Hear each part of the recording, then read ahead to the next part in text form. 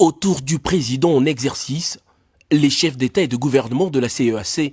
posent devant les photographes venus de tous bords pour immortaliser l'instant. Et c'est sous les applaudissements frénétiques de l'assistance qu'ils rejoignent ensuite le chapiteau de la Cité de l'Union africaine pour démarrer les travaux de cette conférence de chefs d'État et de gouvernement de la Communauté économique des États de l'Afrique centrale. Une 21e session ordinaire qui tenait à s'assurer du fonctionnement régulier des institutions de la communauté sous les commandes de son président en exercice et président de la République démocratique du Congo, Félix Antoine Tshisekedi. Gilberto da Piedade Verissimo, président de la commission de la CEAC,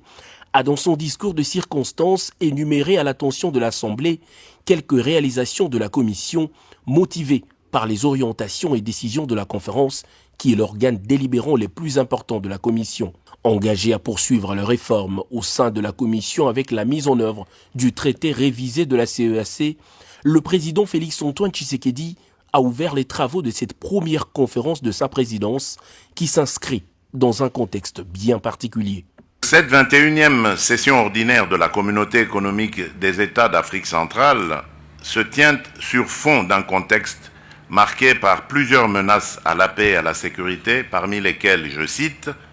la flambée des prix des produits de première nécessité dans les États membres, suite notamment aux mauvaises campagnes agricoles, conséquence du dérèglement climatique, de la crise sociale, économique et financière liée à la pandémie de la Covid-19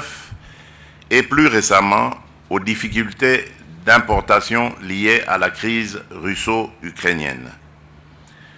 La persistance de l'activisme des périls sécuritaires dans la région du lac Tchad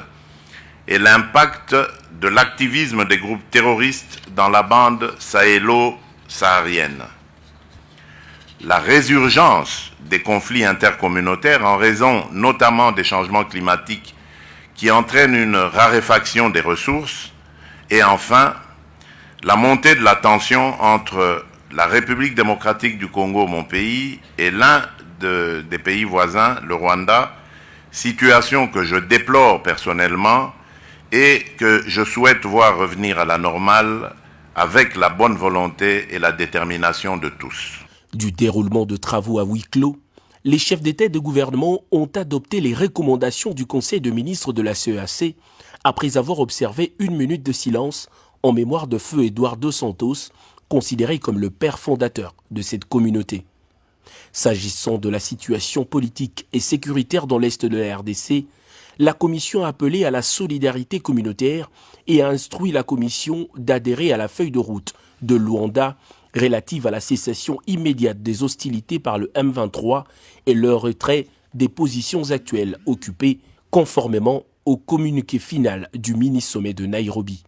Pour sa première participation à une conférence de chefs d'État de la CEAC, Carlos Manuel Villanova, président de la République de Sao Tomé et Principe, a au nom de ses pairs participant à ce sommet, remercié le peuple congolais et son président pour l'hospitalité dont ils ont bénéficié depuis leur arrivée à Kinshasa. Le président en exercice de la CEAC et président de la République démocratique du Congo qui avait le dernier mot de cette 21e conférence a salué l'esprit constructif des participants, la volonté de partenaires ainsi que les sacrifices consentis par la commission de la CEAC.